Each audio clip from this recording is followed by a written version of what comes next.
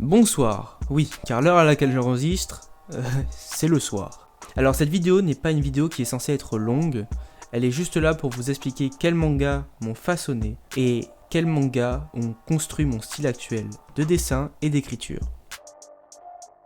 Il y a deux œuvres qui m'ont majoritairement marqué et qui continuent encore de me marquer. Deux œuvres que je pourrais qualifier de légendaires, car à leur manière, elles ont modifié la vision qu'on a du shonen actuel. Il s'agit de Bleach et de JoJo's Bizarre Adventure. Tout le monde ne connaît pas le nom de Bleach, pourtant c'est un manga qui a longtemps dominé les ventes du Jump, coude à coude avec les mangas très connus One Piece et Naruto. Ils étaient considérés à cette époque comme le trio légendaire du Jump. Malheureusement, Bleach est tombé dans l'oubli à cause de son dernier arc animé et son dernier arc en manga qui est malheureusement trop long et a perdu beaucoup d'audience.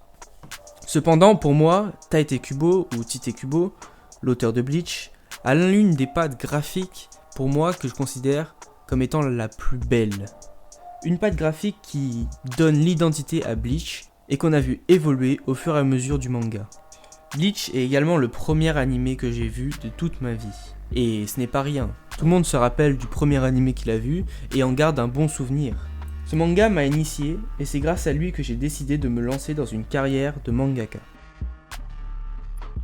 Le fameux manga de Hirohiko Araki, JoJo's Bizarre Adventure, qui a bien eu du mal à se frayer un chemin chez nous en Occident, mais qui actuellement enflamme les réseaux sociaux. Ça a commencé par des OAV, 3 au total, qui couvraient la partie 3 en entier, la partie Stardust Crusaders.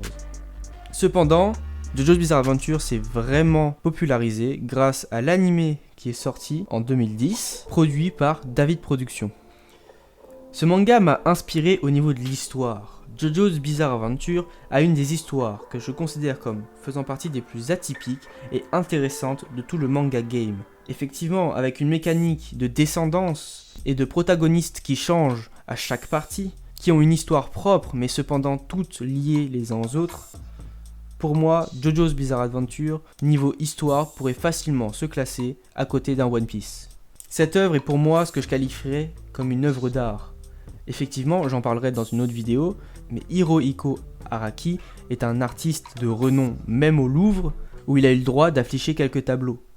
L'histoire de JoJo's Bizarre Adventure fait partie de l'identité du manga, mais aussi de l'auteur.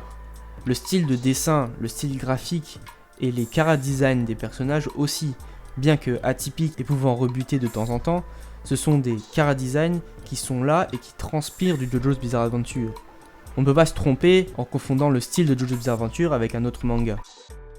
Voilà, c'est la fin de cette courte vidéo, qui n'était donc pas censée durer très longtemps, juste histoire de vous montrer quels mangas m'ont inspiré et grâce à quel manga j'écris et je dessine de cette manière.